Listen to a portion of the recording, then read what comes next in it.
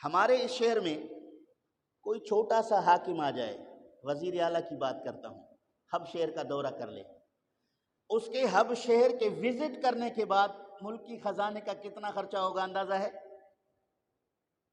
پھر اس کے یہاں وزٹ کرنے کے بعد لوگوں کو کتنی پریشانی کا سامنا کرنا پڑے گا اندازہ ہے؟ اس کو آنا ہے شام 5 بجے، روڈ بلاک کریں گے صبح 5 بجے، ایسا؟ اس کے ساتھ چند افراد ہوں گے، لیکن پورے شہر میں اتنا سخت افراتفری کا عالم ہوگا کہ سب ادارے پریشان ہوں گے، جناب والا وہ آ رہا ہے، فلاں آ رہا ہے۔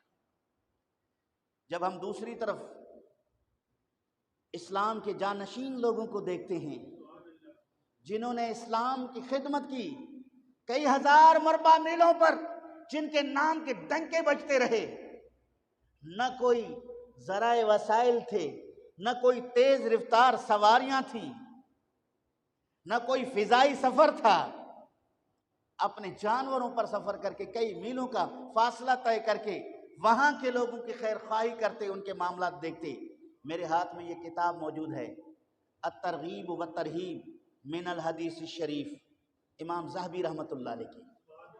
ذرا سنیے امیر المومنین عمر فاروق رضی اللہ تعالیٰ عنہ کا دورہ۔ ایک میں بھی دورہ کرتا ہوں، آپ بھی کرتے ہیں، ہمارے حکمران بھی کرتے ہیں۔ ایک عمر فاروق نے دورہ کیا، کہاں سے؟ مدینہ منورہ سے چلا ہے شام کی طرف، شام بھی آپ کی سلطنت میں شامل ہے۔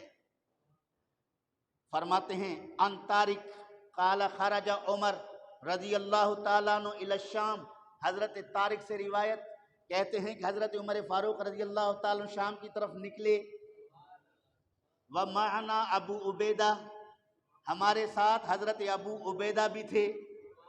ابو عبیدہ فی الجنہ، عشرہ مبشرہ، 10 صحابہ کو نبی پاک نے نام لے لے کر جنتی کہا، اس میں حضرت ابو عبیدہ کا نام بھی ہے۔ یہ عشرہ مبشرہ میں سے ایک صحابی عمر فاروق کے ساتھ ہیں۔ فَأَتَوْا عَلَى مَخَادَةٍ، ہم آئے ایک ایسی جگہ پہ جہاں پانی تھا، گزرنے کا راستہ نہیں تھا، پانی تھا، اب اس پانی سے ہمیں گزرنا ہے۔ فَنَزَلَ، فرماتے وَعُمَرُ عَلَى نَاقَةٍ لَهُ، عمر اپنی اونٹنی پر سوار تھے۔ حضرت امیر المومنین عمر فاروق رضی اللہ تعالیٰ عنہ، ہیلی کاپٹر نہیں، جہاز نہیں، کوئی اور سواری نہیں، سواری ہے تو اونٹنی، اس اونٹنی پر حضرت امیر المومنین سوار ہیں۔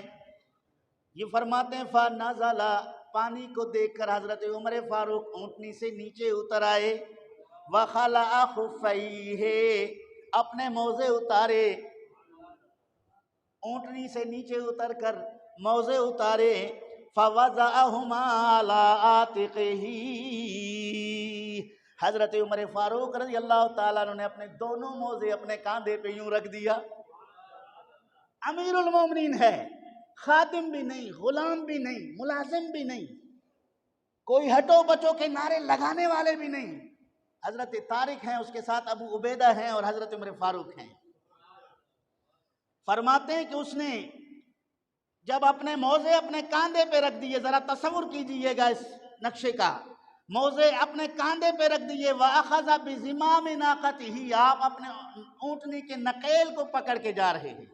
نقیل بھی کسی کو نہیں دیا، اونٹنی کا لگام بھی کسی کو نہیں دیا، وہ بھی خود اپنے ہاتھ میں رکھا، اور اپنے موزے بھی کسی کو نہیں دیے، وہ بھی اپنے کاندھے پہ رکھے، اترے ہیں ننگے پاؤں پانی میں۔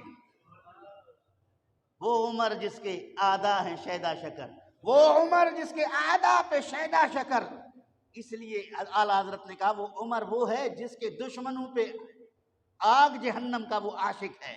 کتنے خدا رسیدہ بندے جن کا دنیا سے کچھ لینا دینا نہیں، مصطفیٰ کریم کے غلام ہیں۔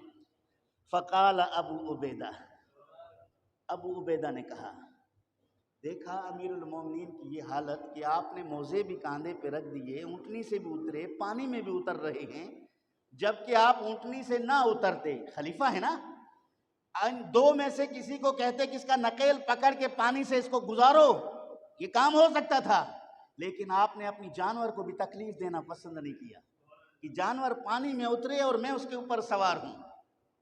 یہ شان دکھا سکتا تھا کہ آپ بے شک نہ اترتے، آپ کو موزے بھی نہیں اتارنے پڑتے، نقیل ابو عبیدہ کو دیتے یا طارق کو دیتے، تب بھی اونٹنی پانی سے گزر سکتا تھا، لیکن آپ نے ایسا نہیں کیا۔ آپ نے کیا کیا؟ سب کچھ کیا۔ تو اس موقع پہ ابو عبیدہ نے کہا، صحابی رسول ہیں، یا امیر المومنین انت تفعل ھذا ما یسرنی ان اہل البلد استشرفوک۔ اے امیر المومنین، یہ آپ کیا کر رہے ہیں؟ کوئی چھوٹے آدمی ہیں، آپ کا اتنا بڑا نام ہے، اتنی بڑی شان ہے، آپ کیا کر رہے ہیں؟ مجھے یہ چیز پسند نہیں ہے کہ شہر کے لوگ آپ کو اسی حالت میں دیکھیں۔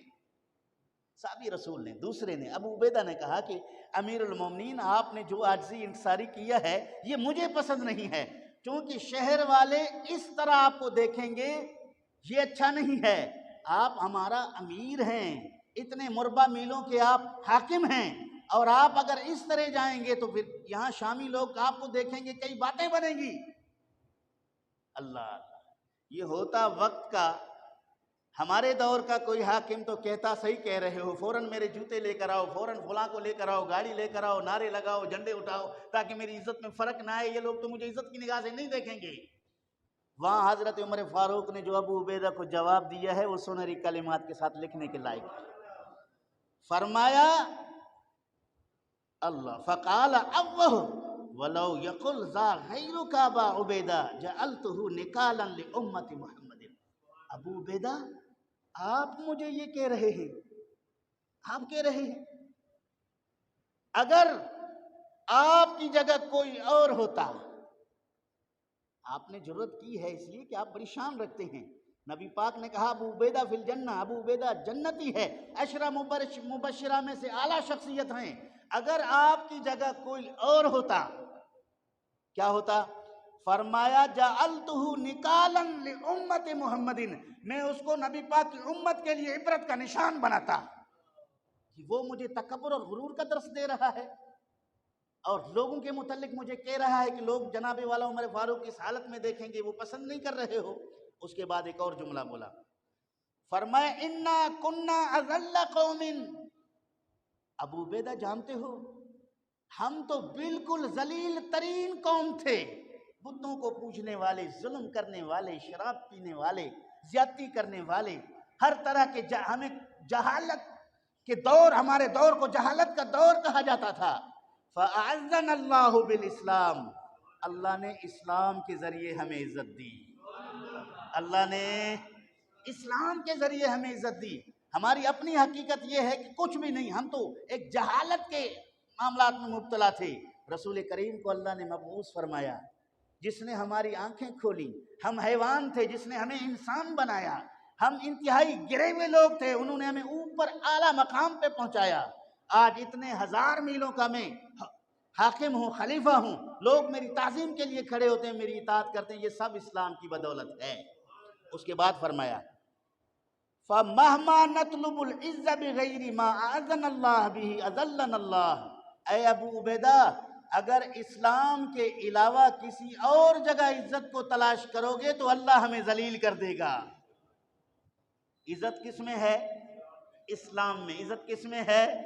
اسلام میں عزت ہے کہ اسلام عاجزی اور انکساری کا درس دیتا ہے، اسلام تکبر اور غرور سے روکتا ہے، اسلام حاکم اور رعیت کے درمیان اتنا بڑا امتیاز نہیں دیکھنا پسند کرتا۔